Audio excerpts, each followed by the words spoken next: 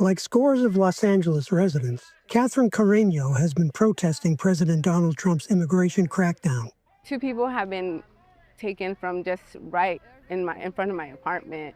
I see the impact, and it's my neighbors and my community members that are being affected and taken. Last August, she was among a group of people in front of a U.S. Immigration and Customs Enforcement facility when an agent approached her as a vehicle attempted to enter. The confrontation ended in Carreño's arrest. I kept telling myself, I am protected, everything's gonna be okay. But what Carreño didn't know was that the Department of Justice would pursue charges of assault on a federal officer, a felony with a potential 8-year prison sentence. When I first read the complaint, I was just like, they're lying. They're lying. Carreño's case is one of dozens the Associated Press has tracked since President Trump began unleashing federal forces on several cities in the name of quelling violent protests and cracking down on crime. Attorney General Pam Bondi said protesters accused of assaulting federal officers would face severe consequences. The AP examined 166 federal criminal cases in 4 cities: Los Angeles, Washington, D.C., Chicago, and Portland, Oregon.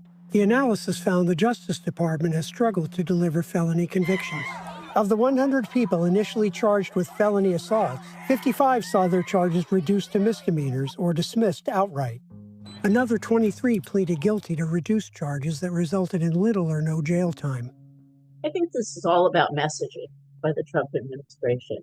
I think they want to get out there the word that they're going to go after everyone, and that it's going to chill the behavior by the protesters. In response to AP's analysis, the Justice Department said it will continue to pursue the most serious available charges against those alleged to have put federal agents in harm's way. A department spokesperson said, "We will not tolerate any violence directed toward our brave law enforcement officials who are working tirelessly to keep Americans safe."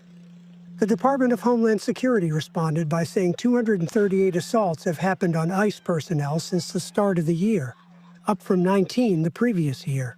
The agency declined to provide its list or provide details about how it defines assaults.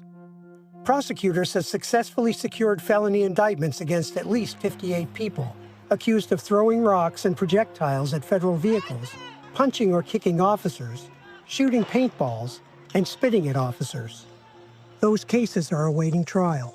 The 5 people who already went to trial on misdemeanor charges were acquitted. If you're using your resources to go after misdemeanor cases like this, there's a lot of real crime out there that's not being investigated or prosecuted. One of the 5 trials that ended with acquittal included Sidney Reed.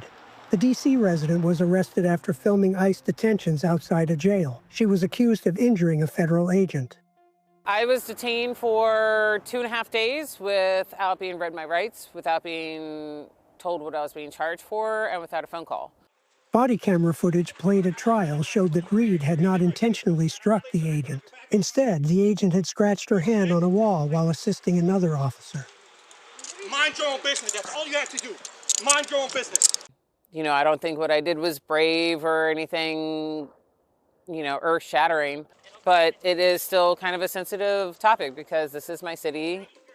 In Los Angeles, it took jurors under 5 hours to acquit Carreño. The jury didn't agree with the prosecution that the 32-year-old, quote, raised her hand and brought it down in a slapping, chopping motion, end quote, onto the officer's arm.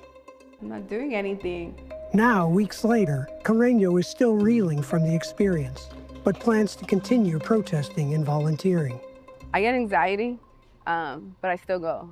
I am still scared of retaliation, but I think it's more scary to think about what will happen if we're not out there.